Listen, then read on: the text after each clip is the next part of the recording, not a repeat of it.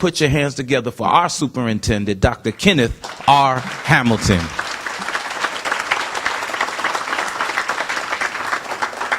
Good morning. While Mrs. Harris-Madden has acknowledged pretty much everyone in the room, I would be remiss if I did not call special attention to someone who does not like accolades. She likes to operate in the background, but she helps me shine. I'm often tarnished, and she polishes me. So I want to thank Dr. WBC for her guidance and organization.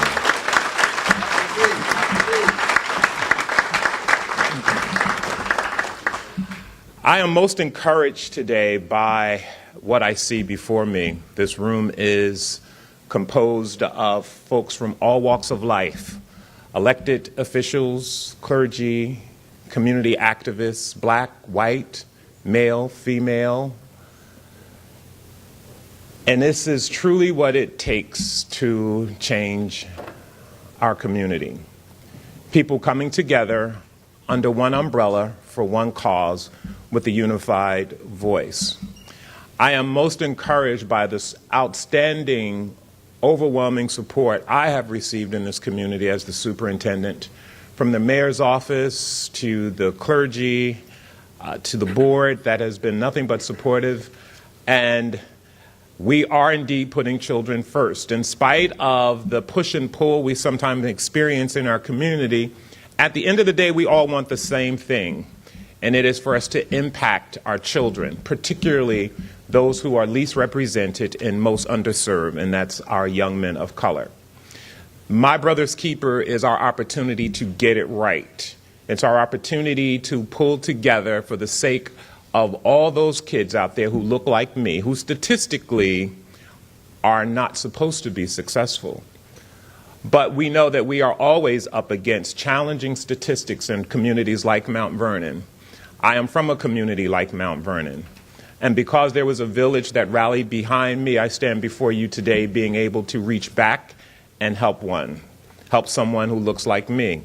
So I encourage you today that you leave here not just full of excitement, enthusiasm about giving us your Saturday morning, but that you make a commitment to help somebody else, that you make a commitment to connect with a young person in our community, provide them with some guidance, provide them with some mentorship, provide them with a voice of reason.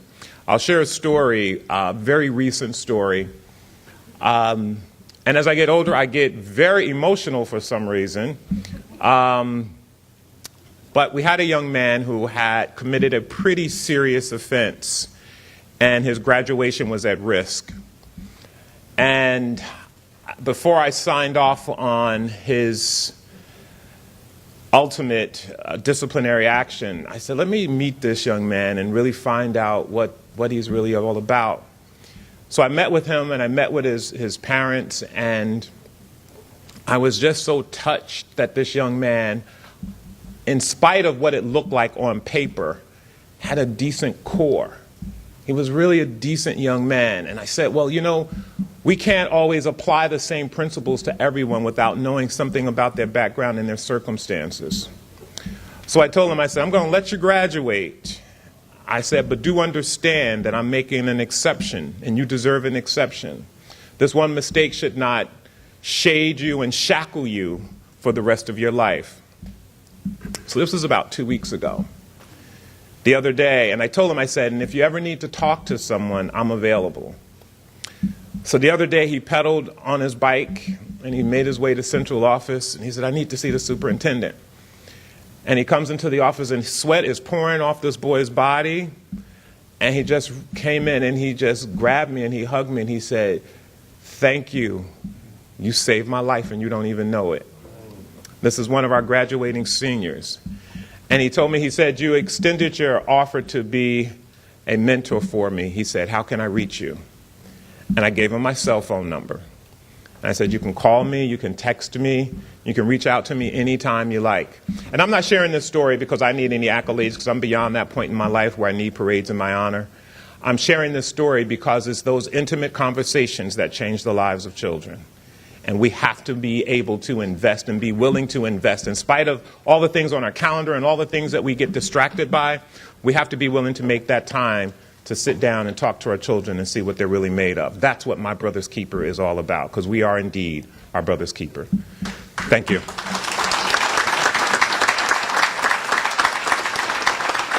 Very proud to know him. Please put your hands together for our mayor, Mayor Richard Thomas.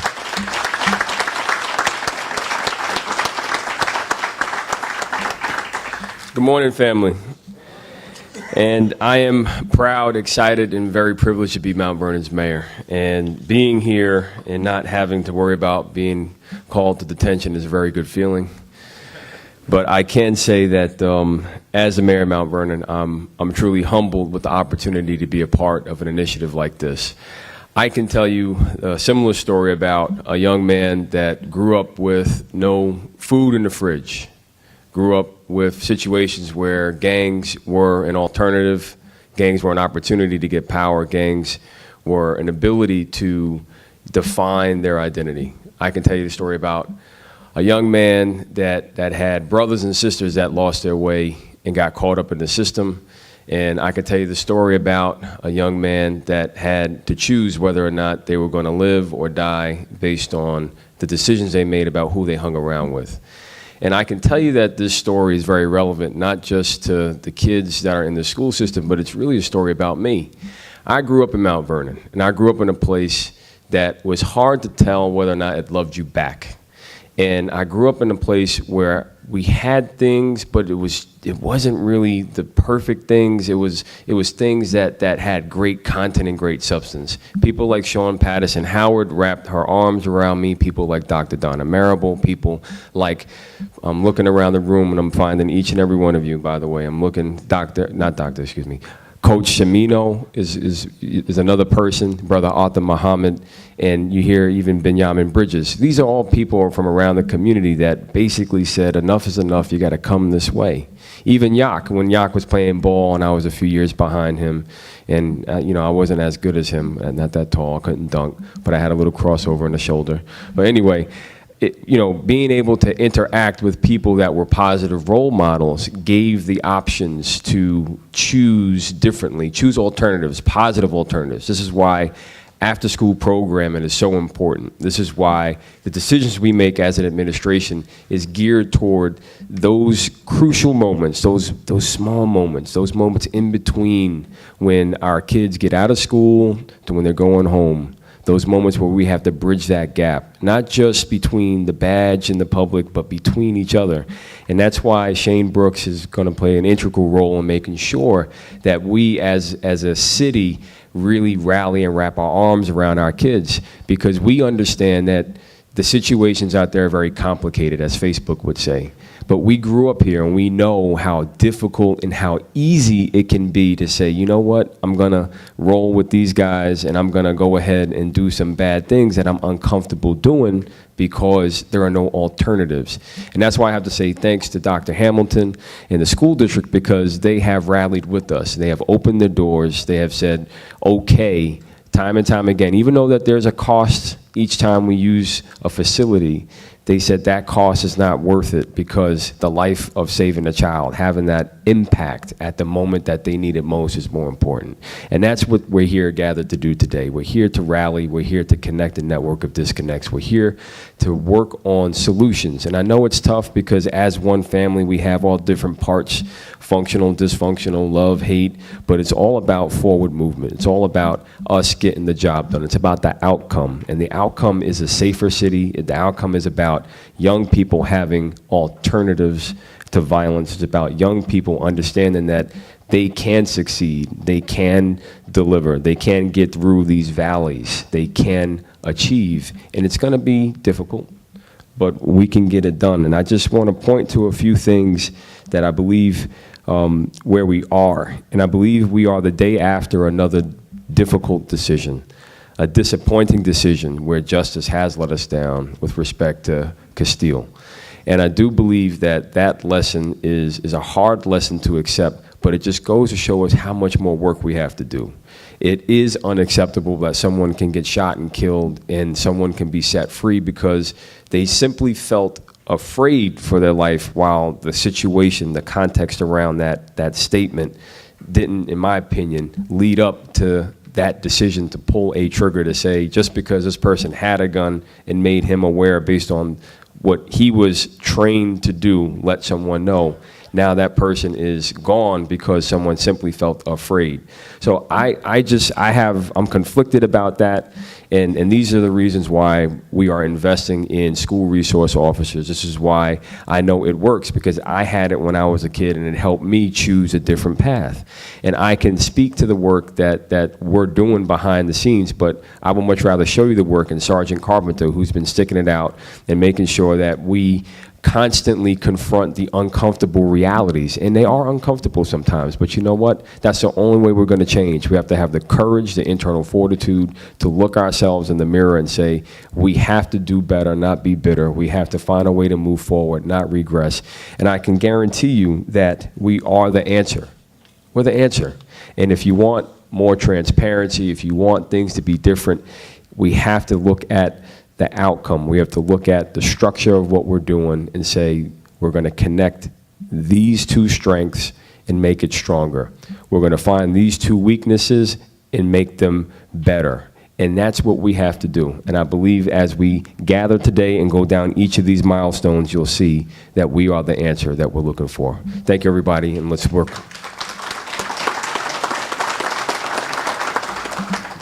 So we're going to have some words of encouragement. And we have some, they're not only VIPs, but they're VVPs, VPPs, very powerful people. And they have all promised to utilize the BBP of business and professional speaking, which is be brief, please. So with that said, I want to introduce one who is a friend of mine, but he's a fighter for Mount Vernon on the county level. He is committed to bringing dollars in, particularly for our youth in Mount Vernon. He does a phenomenal job of funding many of the programs for the Mount Vernon Youth Bureau. And so please put your hands together for our county legislator, Mr. Lyndon Williams.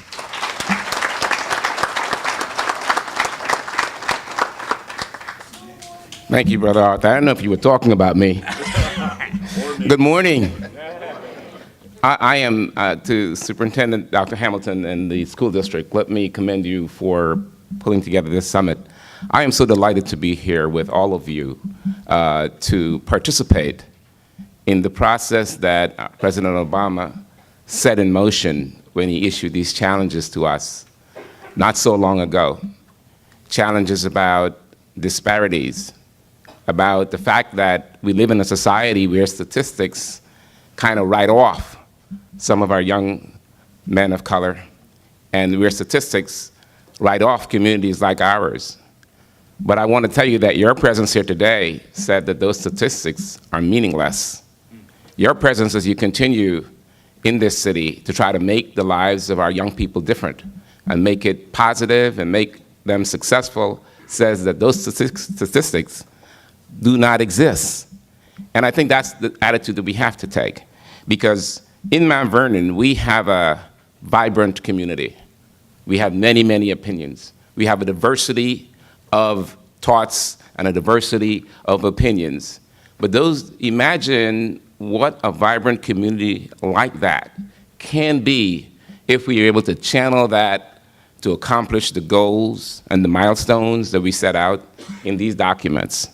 It's tremendous, can be a tremendous success. So I want to encourage you this morning to let us as a community focus not on our differences, but how do we get to the goal line? How do we make it so that we can look back and say, you know, on this day we sat together and we had breakfast and we talked about how we can achieve milestones, and yes, we did.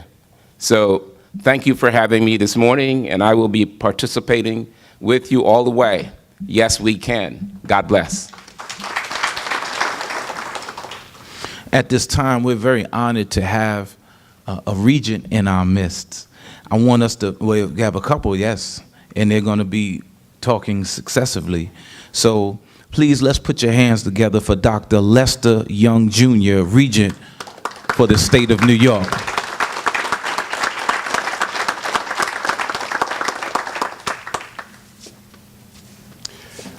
Mayor Thomas, Superintendent Hamilton, dais guests, Mount Vernon family, good morning. Good morning. It is a real honor and a pleasure for me to be here with you. A couple of things you should know, that the My Brother's Keeper initiative is really a movement across the state, so that what we're trying to do is build momentum across the state of New York to ensure that all of our young people can be successful. Now, the heading under this segment said words of encouragement.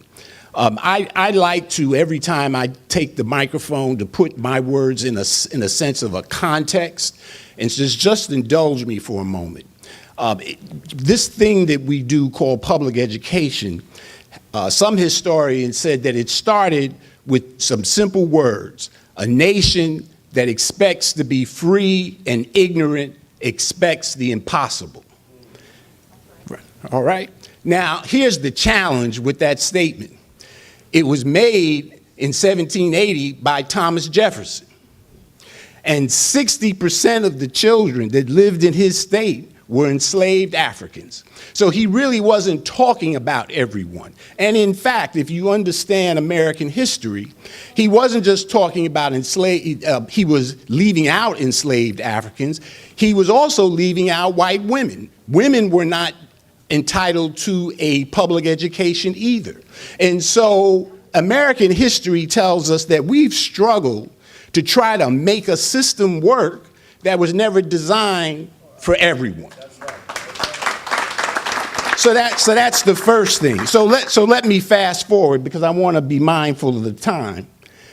So now we're in the 21st century. But what we also understand is that as we can sit here and we can talk and we can say that our children at home may be safe, we can't guarantee that. That's right. Right? Because what happens to one of our children can happen to all of our children. So the other point that I would make is that we all hang in this thing together. All right? The third point that I would make is that despite all of our progress, because we have made progress, my dear mother, when she was with me, she would always say, you've done a lot better than I have. All right? So despite the progress, there's still a segment of the we. All right? There's still a segment of the we that has been separated from the rest. And so our young people need something else. Now, the last time our dear President Obama held an MBK meeting in the White House, what he said to those of us in attendance was this following statement. He made this following statement. He said, there's nothing more important than our nation can do is to ensure that every one of our young people go as far as their hopes, their dreams, and their hard work will take them. That's the most important thing that we can do as a nation. And I would say to you, as someone who spends a lot of time traveling around the state and visiting schools, in order to make that happen, our young people need advocates, they need champions, and they need heroes. And you need to decide which one are you going to be, an advocate, a champion, and a hero. Our young people are capable of absolute brilliance, each and every one of them. We heard these young people perform. They can do this. All they need are advocates, champions, and heroes. Thank you. And let the church say amen. Thank you so much. The next person I'm going to bring up is no stranger to the Mount Vernon community, for she held the post of superintendent, and we thank her for her years of service. And now she is a regent as well. So please put your hands together for our regent, Dr. Judith Johnson.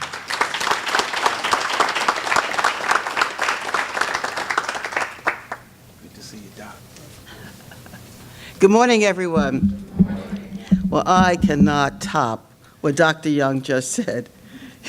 So I'm going to say ditto to all of the comments because I think they were absolutely perfect. But I do want to remind you of something that Nelson Mandela said.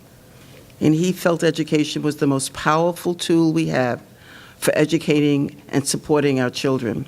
And he said the true soul of a community can be found in the way it treats its children. Let us not forget that. Thank you so much for coming out, but this is only the beginning of a journey.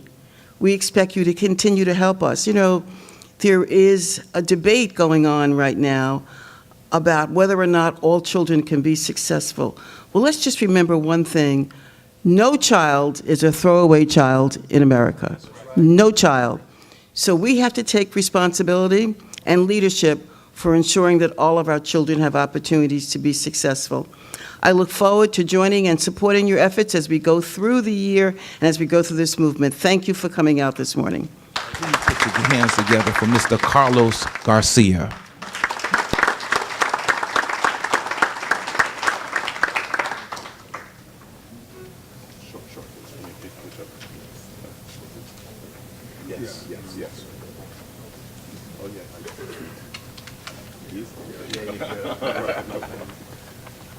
Good morning, family. Since I feel the Spirit this morning, I want to give honor to God and the Lord Jesus Christ, who is the head of my life and who has brought us here today for a very important work. You know, I am very inspired and encouraged by all the people who have come out. Just want to say on March 19th of this year, I was watching the Mount Vernon Knights claim the Class AA championship. Congratulations, Mount Vernon. So we already have, Mount Vernon's already on the map in terms of the work that's happening with our young men, and that was very evident. Is the coach in the audience? So I want to say, Coach, I want to give you some acknowledgement because as I watched the game, and it was a very close game, I think the score was 59-48, very close game, and I watched the young men and how they handled themselves, and how they handled themselves not only throughout the game but afterwards spoke volumes to the discipline, to the work that people were putting into them. So that would begin with you, but also with many of you who are in the room who have touched those young men and the other young men in this school district. So to me, as I reflect on Dr. Young's words, I believe that we have here gathered today a group of heroes, et cetera, et cetera. And I want to encourage you to continue the work that you're doing. We have a number of other communities throughout New York State that are involved in the New York State My Brother's Keeper Community Network, Albany, Ithaca, Buffalo, Niagara Falls, Rochester, Syracuse, New Rochelle, White Plains, Yonkers, Hempstead, North Hempstead, New York City. And Mount Vernon is not formally a part of that network, and I just want to say to the mayor and to the superintendent that the only thing that we need is a formal letter that says that you want to be a part of the network, and that's nothing that you forgot to do. It's something that we haven't done in terms of reaching out to you, but we look forward to you becoming a part of that network. We're doing great work in New York State. You're all part of the family, the MBK family. Keep up the good work. God bless. Thank you.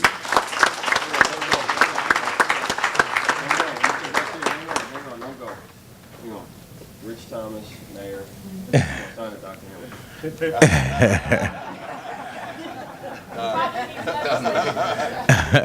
Is that a contract? Let's put the date on it. Here we go. Need that We got the two regions to witness. There you go.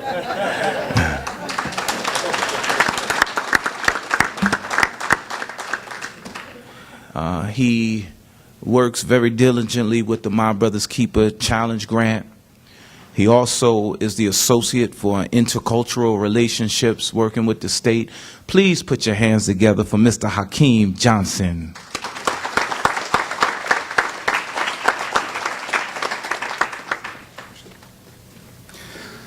And like everyone else, I'll try to keep it brief. Yeah, I'm tall, so I got to move this up a little bit. So when I think about being a member of the team that as part of the implementation of My Brother's Keeper, I think about goals. And I think about the goals that me and my friends had growing up, which was before the age of basically making it to the age of 25 without going to jail, being in prison, or selling drugs. Now, for young black males in the city, they should be thinking about going to college, where they wanted to live, as far as the job, what they wanted to do as far as a career. But for us, we just wanted to survive. So for me, my focus is to make sure that the young men that we look to serve, because ultimately we are serving those young men, the young men we look to serve, I want to make sure that they don't have to look for that goal. They don't have to focus on that goal. They can focus on the goal of what college they want to go to, what career they want, where they want to live, ultimately staying in this community. But as members of the community, you are part of that process, making sure that they can focus more on the goals that uplift themselves as opposed to the goals that help them stay alive. And my role in that, I look to support Mount Vernon and their efforts to support the youth in your community. And any resources that I can provide, I'm at your service. So thank you.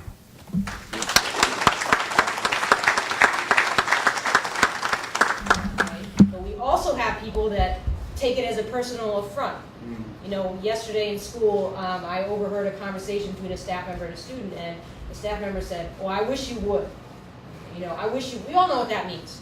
I wish you would. And I had to say to them, we don't wish that anyone would do anything. We are de-escalation. That is what we do. We are acceptance. That is what we do. It's not an ego race where I wish you would because you're going to see how tough I am. This is a child. Granted they're in middle school and they can cause a lot of harm, but they're still a child. Somebody said it either in this section or they said it in the main group about how kids with trauma, how they act out their trauma, and this is why they act that way. So I think if we had a little bit more of that disposition, a little bit more of that sensitivity to the kids, I think it would really change our interactions with them at the school level, and maybe we would see less involvement on a law enforcement level or from the courts or whatever if we could change that mindset at the school level. So that's why I'm here, and I think that's what we can bring to it. I think also one of the things I'm hearing too is that we keep talking about mentoring the kids, but also the adults need to be mentored too. We need a reset, an opportunity to reset and to go over the day or circumstances and maybe help each other through, because I can stand up here today like this, but there are times where you just feel like you've had it up to here, you've tried everything, and then all of a sudden it's just that is just not the day. And so, and I thank God for, somebody like Ms. Howard here, who's going to go next, and so constantly to be able to have somebody else to call. But we all need somebody, and I say that because she's my niece, and she's a brilliant mind, and I call her all the time. But anyway, we have 7 minutes left. I know. We have 7 minutes left. When you do, as people in the helping professions and helping and healing professions, we do need an opportunity for that catharsis as well. Yes. And Ms. Howard. In the interest of time, I just want to say what I have to bring is 25, 30 years of experience in identifying, securing, implementing, evaluating, and providing and getting money, like $30 million worth of federal and regional funding for evidence-based programs. When we're looking at this milestone, we need to deal with violence prevention. I've done that through SNUG. Homeless youth, we have to deal with workforce development, and I'll give you the list also later, Shane. Gang intervention, mental health. We have to deal with adverse childhood experiences. We have to deal with trauma-informed care.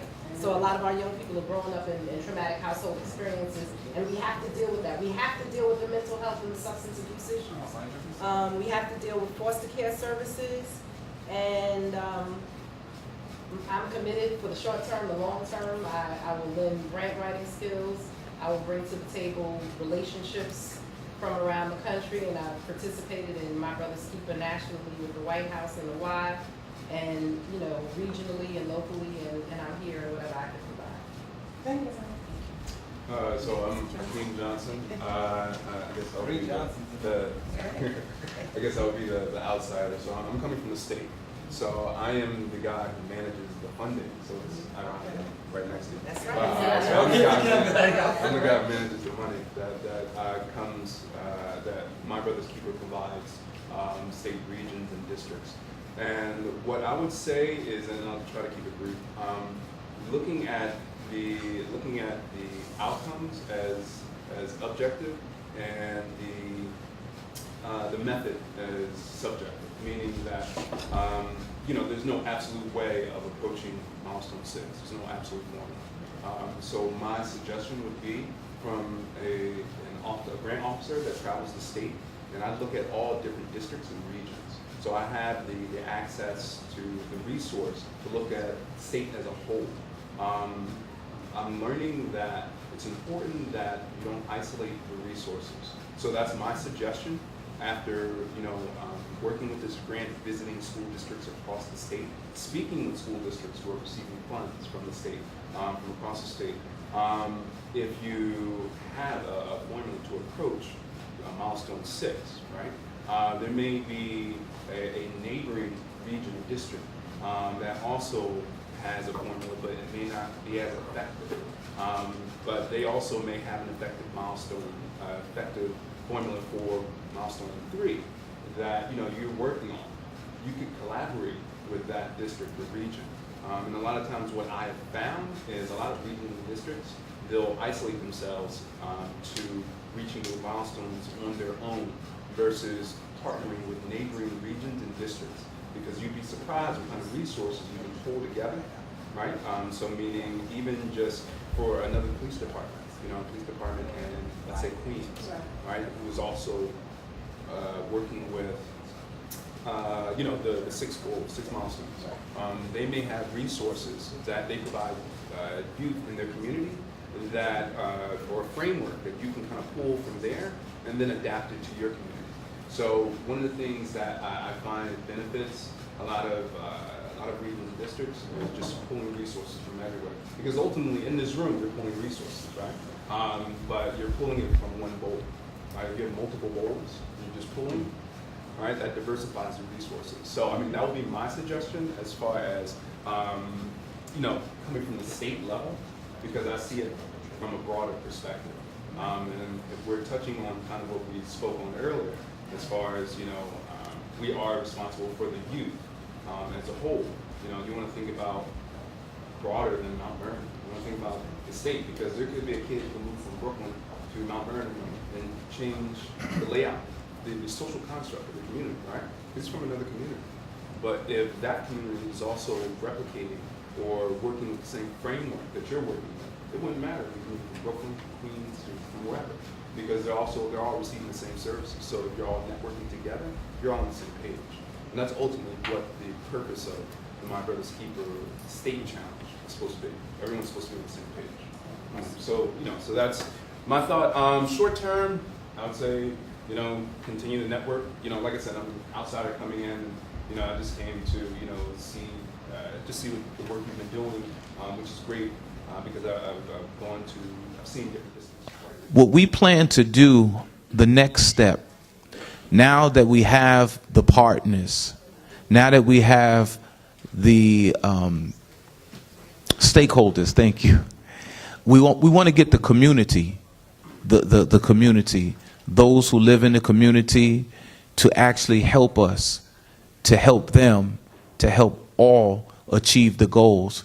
And so the next planning phase is to how we're going to invigorate and inform the community to get them to participate, because it truly takes a village, not just those who are administrative, but it takes everyone to help achieve those goals. So this is not like a one-shot deal. This is a partnership.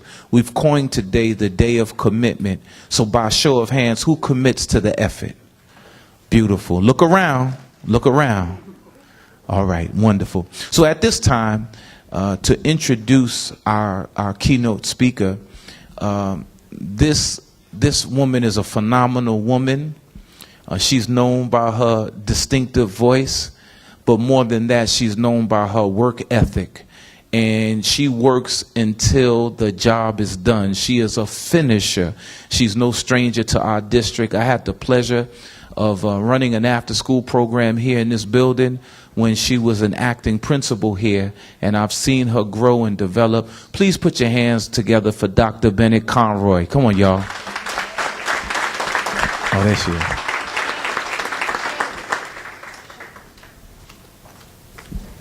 Thank you, Brother Mohammed. Okay, all right. Now, I know everybody is worried about time because it's Saturday and you need to go home. So I'm going to be very brief. I have to introduce our next speaker, who is Mr. Dr. Edwin Caseda, Superintendent of Yonkers School. So I'll be very brief because I know he has a very long bio, but I'm just going to pick out some important parts about him, or important things about him, and then he can address us in a few minutes.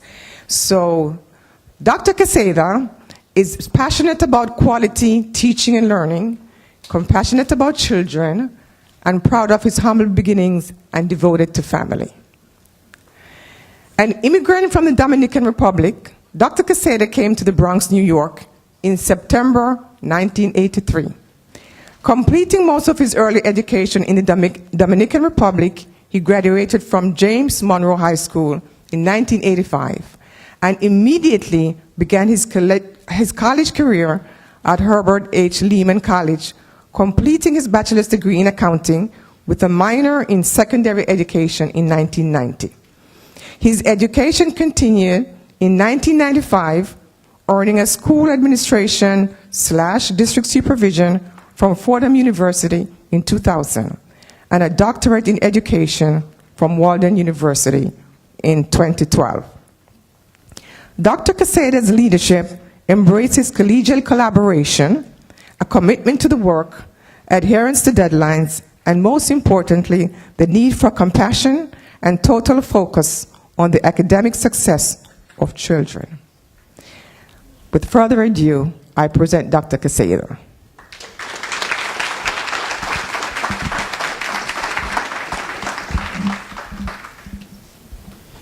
So, Dr. Bennett Conroy, good morning, and thank you so very much. I have a lot of paperwork here, so I'm going to have to sit in the back. So, good morning, everyone. Good morning. Here's one of the gifts I have, and that is I have a gift of being able to teach you how to say good morning in Spanish. Okay, so buenos días. ¿Cómo están? Magnífico. So here's why I do this. I want Westchester County to realize that very soon, if not now, over 50% of our population will come from a Spanish-speaking country, for the most part. So shame on all of us if we do not accept that opportunity. I told the young men this morning that they will be dating or marrying either Latino male, a Latino woman, right? So you better know how to say good morning to the mother, okay? Because they are not nice. I have one of those. Let me apologize for not being able to be here at 10 a.m. I had an MBK event today, and I said that to Dr. Bennett Conroy. But I said there's no way I'm going to miss an opportunity to partner with a sister city. Thank you so much for inviting me to your house. Much appreciated.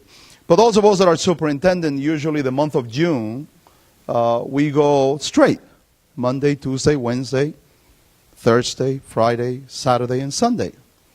You know, so it's been 15 straight days of working from 8 o'clock till 9 p.m.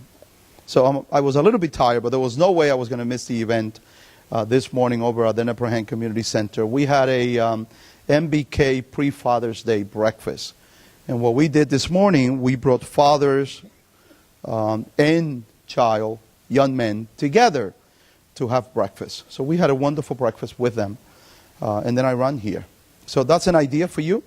Okay, next year, I want to be invited to your Father's Day breakfast where we give the message to our young people that the father in your lives are extremely important. And with that, happy Father's Day to all of the fathers in the room. Let's put our hands together for them. And Happy Father's Day to all of the women in the room. Let me tell you who I am. Not what was read in my bio, but I met my father when I was 12 years old. That's when I met my father. And he wanted me to call him Dad. So I reminded my father, my biological father, that I already had 3 people in my life that I called Dad. My grandmother, my aunt, and my mother. So those were my 3 fathers, or are my 3 fathers. So to the women in the room, I know that many of you are fathers as well. I am the product of a single woman, a single mother, 6 children. We immigrants from the Dominican Republic. We came to Bryan Avenue in 167 in the heart of the South Bronx. Okay? I went to James Monroe High School, and when I walked into James Monroe High School, I had already completed the 9th and the 10th grade. And the biggest challenge for me, the biggest pain for me, was not the fact that I did not speak a word of English, but rather that I was not going to graduate on time. Okay? But then, I found 4 people in my life who, although I did not speak English, said, no, you are going to graduate on time.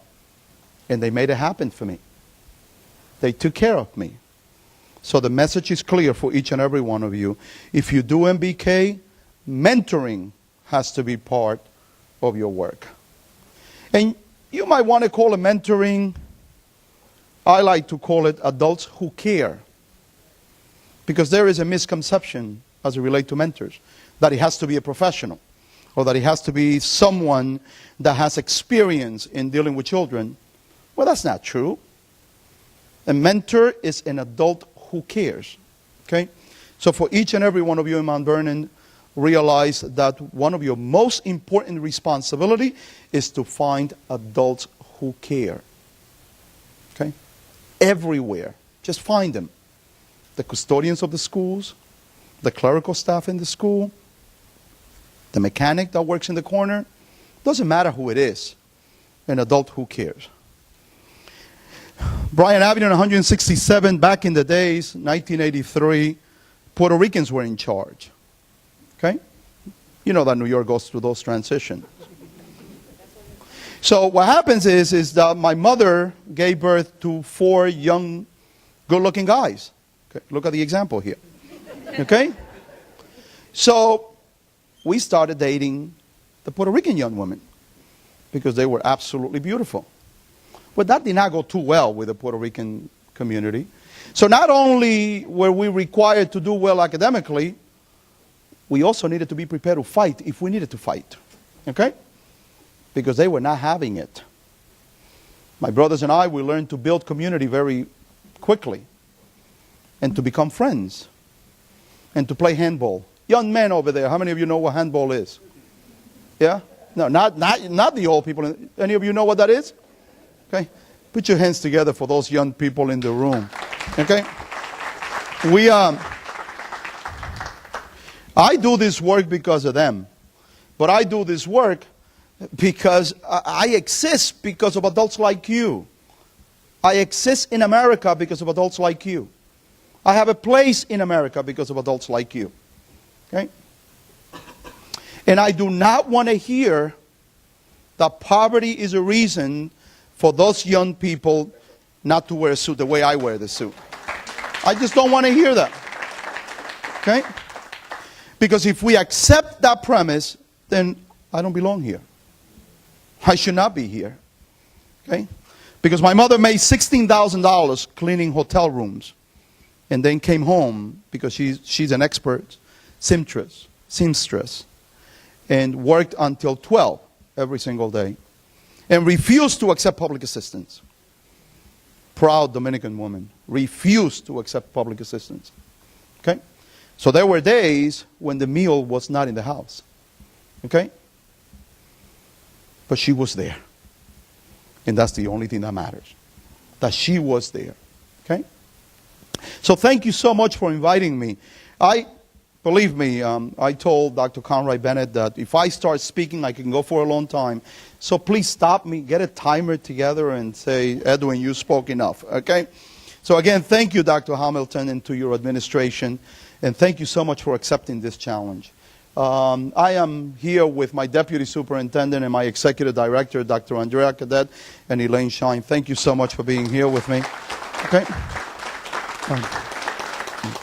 My heroes in this work, hero and heroine, are Dr. Lester Young and Dr. Regence Johnson. I want to say thank you to both of you because for a short Dominican with an accent, it's not easy to do it, okay? But those two individuals, they open doors for me, okay? That's what they do. So this MBK work belongs to the two of you. So thank you so very much for letting me be part of your team, okay? Carlos, thank you so very much. I mean, you are phenomenal. I'm so glad to see you here.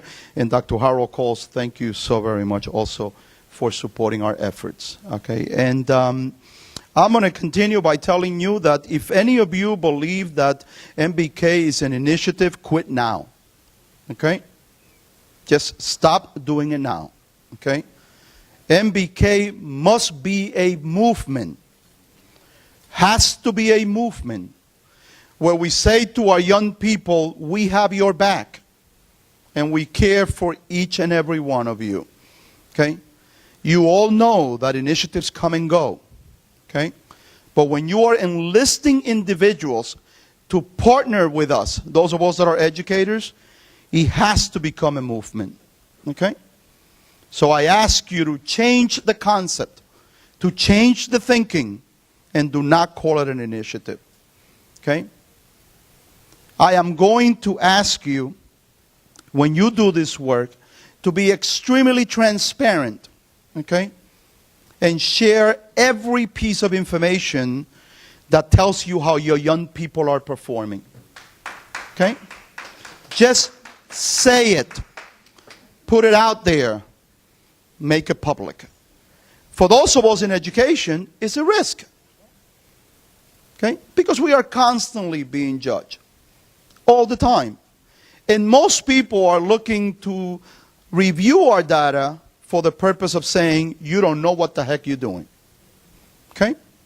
Because education has become the most political enterprise that I have ever seen in my life. Okay? I have never seen anything like it. Well, we have decided that all of the politicians of the world will have a saying on whether or not we know what we are doing. Okay? But that's okay.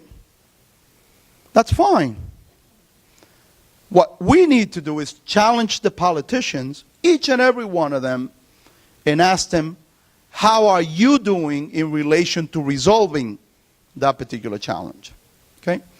Since I started this work in central office, I decided that Yonkers data was going to be out and about and that everyone was going to see it. Okay? So I'm going to attempt to share some of that data with you and invite you to do the same thing about Mount Vernon. Okay? You have 6 milestones, and there is an enormous amount of information about each and every one of them. Do people know it? Okay? And then, once they know the information, once they know the data, then you need to follow up with questions. And just ask one question. What are you willing to do to change that? Okay? This concept that says that schools are the only one responsible for changing what happens as it relates to what the academic achievement of students has to change. It's not just the responsibility of those of us in pre-K-12. It is our responsibility. Well, my good friend Sean Howard was in Yonkers, okay? This is something we were doing in Yonkers before we came to central office, okay? Young people were being suspended for 40 days, let's say 40 days, superintendent hearing, happens, level 4 offense, the superintendent has the ability of suspend you for 40 days, 20 days, 25 days, depending on the infraction. Okay? So it happens. The question becomes, if that occurs, what's the education that we are providing to those young people? So what Yonkers was doing before me, 2 hours at the public library. Okay? 2 hours. Okay? So what did I do? I went to the Y, You all know Shine Howard, right? Very well. Oh, you do? Okay. Hey, don't talk too much to her because she's mine. Okay? Okay. So I went to her. She was at the Y, and I said, I need this place. And she tells me, what do you mean you need this place? I said, I like to create a program here where the young people that are on extended suspensions are coming to you. I am responsible for the academics. You are responsible for the social emotional. Okay? The program's still in place. Program's still in place over at the Y. Okay? Okay? Okay. Still in place. Because the program was designed thinking of children, not thinking of the adults. Okay? The moment that we start doing this work and we start thinking about the adults, okay, children are forgotten. Okay? This work, our work, is about children, and it just doesn't belong to us in pre-K-12 education. It belongs to each and every one of you. Okay? So thank you, Sean. Okay? Let me share some of the data. Take a look at this picture first. Okay? That was an MBK initiative at one of our high school. Young men talking to each other, face to face. We don't do this, by the way. We do not ask young men to talk to each other this way. Look at their smiles. Okay? We don't expect our young men to smile either. Okay? It's not cool to smile to each other, right? But not only do we get them to smile, we put them face to face to smile with each other so that they learned to value and respect each other. Okay? If not, this will be gang number 1 and this will be gang number 2. Okay? I call it love number 1 and love number 2. Okay? This was at one of my high school. Young men smiling and talking to each other and showing appreciation for each other. That's what they are doing. I appreciate you because. Okay? The words that come out will make each and every one of you cry. That's what happens. Okay? I said to you that I was going to be very transparent and I was going to share some data with you. Okay? So that you do not believe in any way, shape, or form that we are doing well in Yonkers. Because we are not. And I'll tell you why. Okay? This is who we are. Student enrollment. I am going to always focus on this.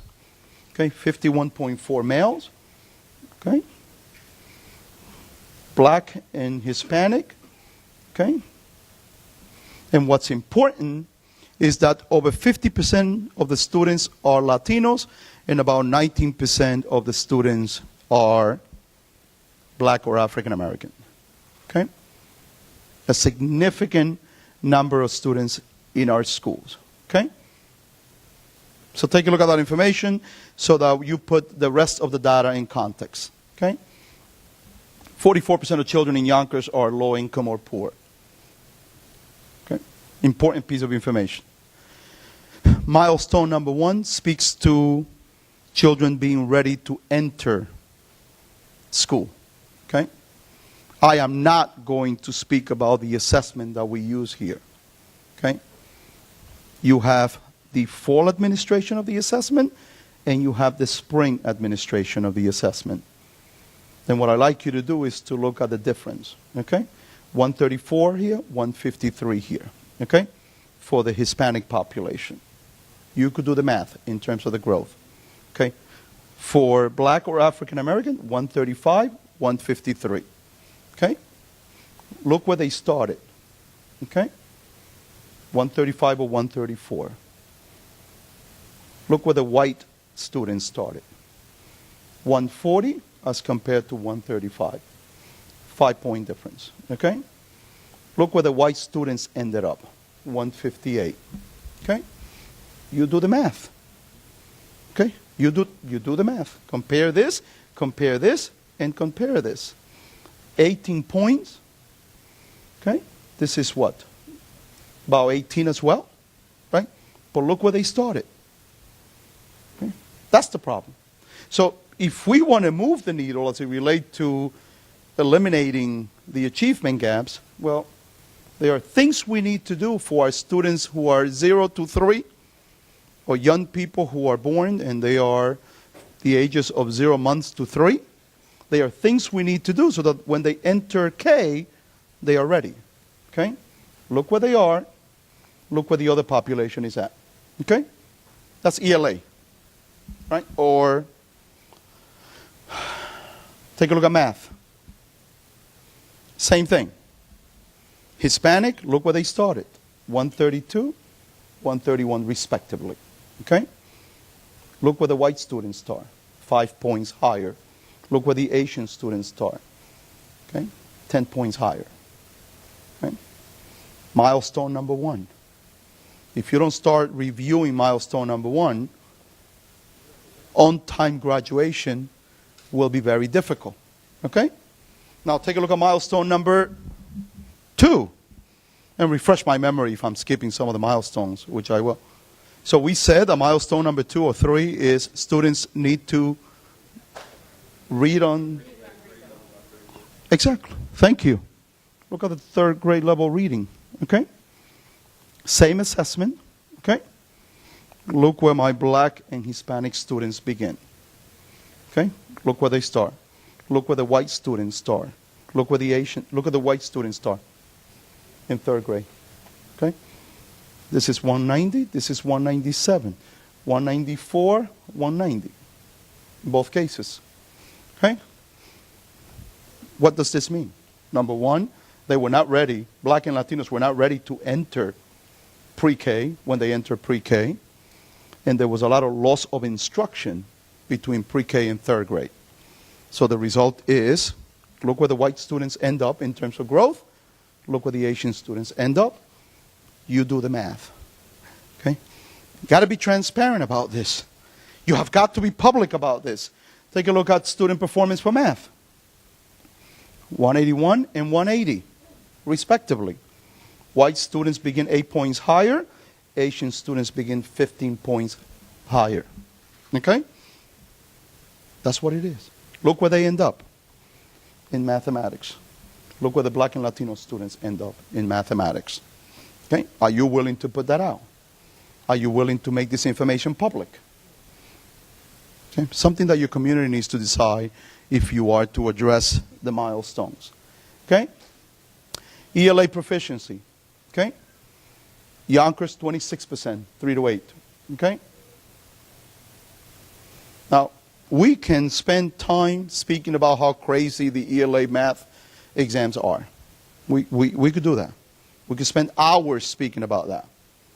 Well, that's fine, but you have 26% of the students, this is just males, by the way. Look where the Hispanic males are, 17%. Look where the black males are, 15%. It's the same assessment. Whether biased or not biased, whether inappropriate or not inappropriate, whether reliable or not reliable, makes no difference to me. I'm just looking at the numbers. Okay? 26 is the average. Our students who are Hispanic, 10 points less, below. Black students, 15 points below. Okay? White students, above the average. Asian students, above the average. Even Native Americans are above the average. Okay? But look at our black and Hispanic males. And they represent the bulk of our population. Okay? This is math. Same thing. 25% proficiency. 19 and 15 respectively for Hispanic and Latinos. Okay? A real problem. I only have about 6 minutes. Okay? On-time graduation. Yonkers Public School. Highest graduation of the Big Five. Okay? Boy, have we done a lot of work around this particular milestone. 82% district-wide. Okay? But we have a problem. Okay? Look where the black males are, 72%. Hispanic males are in a better place. But we have a problem here. Okay? The question becomes, for me, is what are my principals doing in relation to this? Okay? The question becomes for me is, will the MBK movement change this? Okay? Imagine what will happen to my graduation rate if I'm able to address this. Just imagine what will happen. Okay? Students from Scarsdale are going to be wanting to come to Yonkers if I take care of this. Okay? It's simple. If you are not transparent about this information, you can't change this. Okay? This is what the world wants to celebrate. This is what the newspapers are interested in. Well, I'm interested in this newspaper, in these numbers over here. And so should you. Okay? Dropout rate. Look, better than the state, the dropout rate for Yonkers. See it right here? 4%. Look at the state, 7%. 6 for all students, 7% for males. Look at this problem over here. They only 19% of my population and 12% of them of the dropout, and they represent 12% of the dropout rate. Okay? This is a problem. Okay? This is a real problem for us. Okay? And even the Hispanic males, 6%, 2 points higher. But you don't focus on this, on this, on this. You got to deal with this. Okay? Because everyone in Mount Vernon knows what the dropout rate is. Not the superintendent. That's his job to know the dropout rate. Okay? Does the community know what the dropout rate is? Okay? Do the families know what the dropout rate is? Do they know how they contribute to this number? Okay? Are we being public about it? Are we being transparent about it? Graduation plans, this is just too much for us to talk about. Look at suspension rate. Okay? All grades. You know, these are instances of suspension. Comparison. Okay? So, 1,090 suspension. Okay? 1,090 suspension. 70% of them were males. 70% were males. Okay? Now, we can talk about the numbers because I don't have a lot of time. But if you look at the numbers by grade level, you will see that in every grade level, our young men are the ones being suspended from school. And then we say we care for them. Well, if every time you misbehave, I'm sending you home, well, don't do MBK. Because your message is not aligned. Okay? Look at it now by grade configuration and race and ethnicity. Okay? So you have 2 years here. And I know the Mount Vernon administration, they have this PowerPoint because I gave it during my MBK summit. Okay? But we are black and African American and Hispanic. Blue and red. Okay? Aren't they the highest bars all over across? Okay? So that's the message. You see it. You see what the problem is. Okay? So I told you that the males are being suspended much higher. I told you that they are black and Latinos. Okay? If you are to do MBK, you have to change this. You have to look at it and change it. I can speak to you about all of the great initiatives that we have done in Yonkers. I'll send them to your team. All I can tell you is that as we do this work, you have to change the way we think about our young people. And it begins by loving them first. Okay? You got to love your children. Okay? If you don't love your children, it's just not going to work. Okay? Remember that every concern in a school, every conflict in school can be restored. Okay? So every time a child makes a mistake, be willing to repair and restore that relationship. Okay? Okay? And the last thing I want to tell you is, please stop saying that parents do not want to be part of the solutions. Okay? Parents may not yet know how to be part of the solution. So just like you are teaching your community leaders, teach your parents to be part of the solution. Okay? Thank you. Thank you.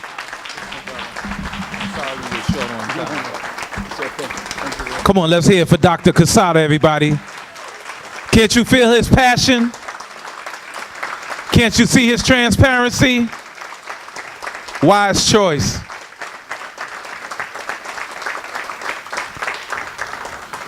And Yonkers and Mount Vernon, we're sister cities, so we're working together and collaborating. So not only are the municipalities, the cities, we want to get the communities And so we can take this problem, and you heard the stats.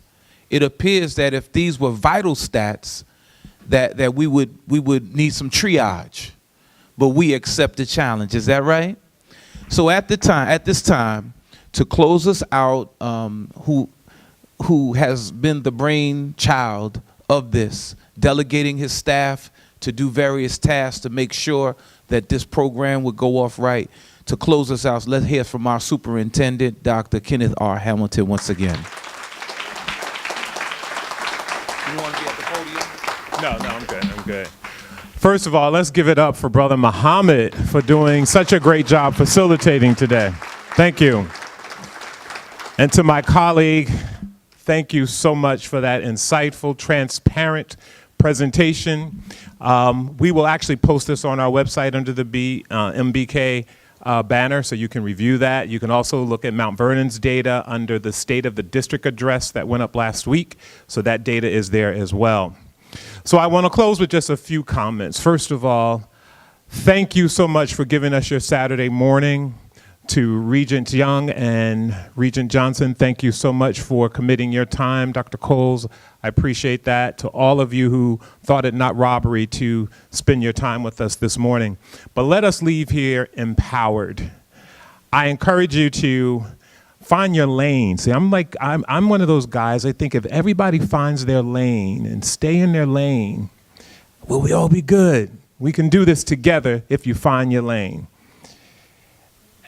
We all know that we've all been in a classroom, so that makes everybody think they can teach. Because we stood in a classroom at some point, everybody wants to be an educator, but being in a classroom doesn't make you an educator no more than standing in a garage makes you a car. So it's important that we let our educators be our educators, let our politicians be our politicians, but together unite around making our children and our communities better. Because at the end of the day, when the bell rings, I don't care how successful we are in the classroom, when that bell rings, kids are going back home and they're going back into the communities. And if we don't empower our communities and our parents, our work will be for naught. So I thank you so much for today. I hope you leave here inspired and encouraged and motivated to grab a kid by his hand and be a mentor, be a friend, be a voice, and partner with us. The data that was shared in Yonkers isn't drastically different than Mount Vernon. It isn't drastically different than most minority communities across the country. Education is the great equalizer. It is the one thing, once you have it, no one can take it from you. And it is the one thing that will stabilize our economy, stabilize our world, and change the conditions that perpetuate poverty, inequities, and promote division. We have the power to change that. So don't just come today and walk away talking about, oh, what a great time we had, but move into action. So I leave you with this. So what, now what? So what, now what? Have a great day and God bless you.